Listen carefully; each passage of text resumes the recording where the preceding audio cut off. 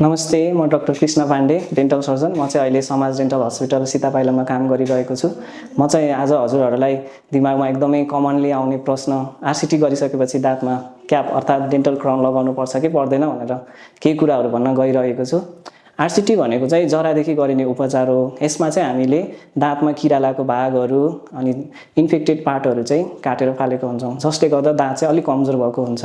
त्यसैले आरसिटी गरेको दाँतलाई बचाउनको लागि फ्र्याक्चर अथवा भाँचिनबाट बचाउनको लागि चाहिँ हामीले क्याप लगाउनु पर्ने हुन्छ। त्यस्तै गरी आरसिटी गरिसकेपछि दाँतको केही भागहरू चाहिँ काटिएको हुन्छ।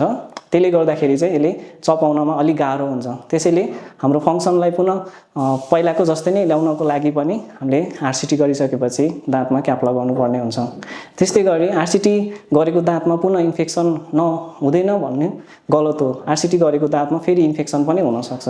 त्यही भएर पुनः फेरि इन्फेक्सन हुनबाट बचाउनको लागि पनि हामीले दाँतमा क्राउन लगाउनु पर्ने हुन्छ।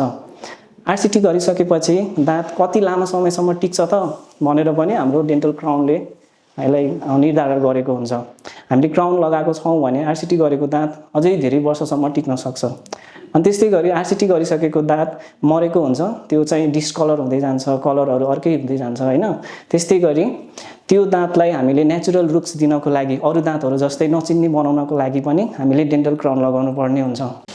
जसरी हाम्रो हेलमेटले हाम्रो टाउकोलाई सुरक्षा दिएको हुन्छ, त्यस्तै गरी नै हाम्रो डेन्टल क्राउनले दाँतलाई सुरक्षित राखेको हुन्छ।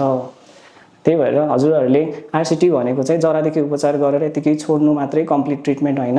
आरसिटी गरिसकेपछि त्यसमा क्राउन लगाएपछि मात्र डेन्टल ट्रिटमेन्ट चाहिँ कम्प्लिट, आरसिटी चाहिँ कम्प्लिट हुनुपर्छ। हस्, धन्यवाद।